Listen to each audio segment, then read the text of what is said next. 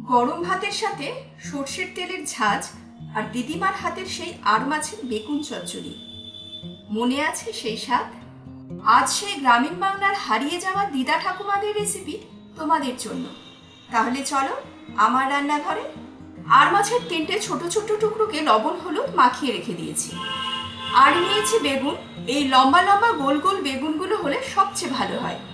একটা বেগুনকে লম্বা লম্বা একটু মোটা মোটা করে কেটে নিয়েছি। এর সঙ্গে লাগবে বেশ খানিকটা কাঁচা লঙ্কা। আমি খানিকটা কাঁচা লঙ্কাকে লম্বা লম্বা ভাবে চিড়ে রেখে দিয়েছি। এখন বাদ বাকিটা চিড়ে নিচ্ছি। এখানে লঙ্কার পরিমাণ কিন্তু একটু বেশি লাগবে। এই রান্নাটা একটু ঝাল ঝাল হয়, তবে লঙ্কার গুঁড়ো কিন্তু একদমই ব্যবহার করা যাবে না, তাহলে আসল স্বাদ নষ্ট হয়ে যাবে। এই রান্নাতে বেশি মশলা ব্যবহার করলে আসল পুরোনো দিনের সেই স্বাদ কিন্তু একদম পাবে না তোমরা। তাই আমি যেভাবে দেখাচ্ছি সেইভাবেই তোমরা বাড়িতে করো। কড়াইতে বেশ খানিকটা সর্ষের তেল গরম করে নিয়ে প্রথমে মাছগুলোকে হালকা করে ভেজে নেব।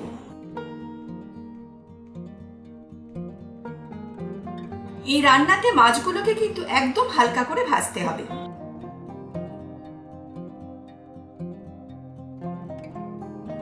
মাছ ভাজার পর সামান্য লবণ দিয়ে বেগুনগুলোকেও হালকা করে ভেজে তুলে নেব।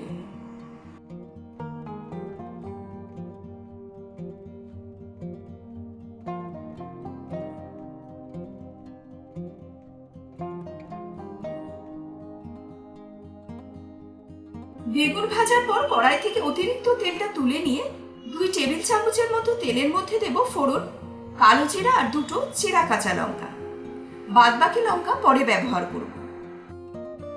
ফোড়ন ভাজা হলে দেব পেঁয়াজ কুচি খুব সামান্য। হালকা করে ভেজে নেব। গ্যাসের আঁচ মাঝারি রাখবো। ভাজার সময় লক্ষ্য রেখো পেঁয়াজগুলো যেন লাল না হয়ে যায়। পেঁয়াজ ভাজা হলে দেব হলুদ, মিশিয়ে নিয়ে দেব সামান্য জল।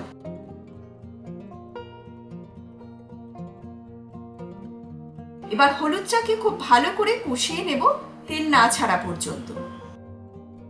তেল ছেড়ে দিলে দেব ভাজা বেগুন আর বাদ বাকি চেরা কাঁচা লঙ্কাগুলো।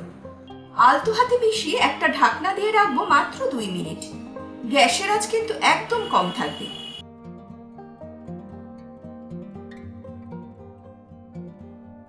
2 মিনিট পরে ঢাকনা দেওয়ার কোনো প্রয়োজন নেই। গ্যাসের আঁচ কম রেখেই ভাজা ভাজা করে নেব। যতক্ষণ ভাজা হচ্ছে ততক্ষণ আমরা মাছগুলোর থেকে কাটা বের করে আধ ভাঙা করে রেখে দেব। যদিও আর মাছে নামমাত্রই কাটা থাকে।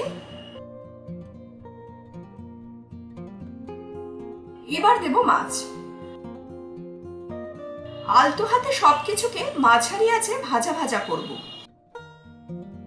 এই সময় লবণটা একটু দেখে নিও, লাগলে দিও।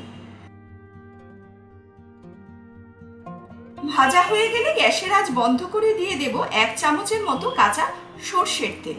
আলতো হাতে মিশিয়ে ঢাকা দিয়ে রাখবো 5 মিনিট। তারপর পরিবেশন করো। সাদা ভাতের সাথে এই আর মাছের বেগুন চচ্চড়িটা মেখে খাবে, তাহলেই পাবে এর আসল স্বাদ। রান্না ভালো লাগলে ভিডিওটা লাইক শেয়ার করো, আর নতুন বন্ধু হলে সাবস্ক্রাইব করে আমার পাশে থেকো। তাহলে চলে, শুভরাত্রি।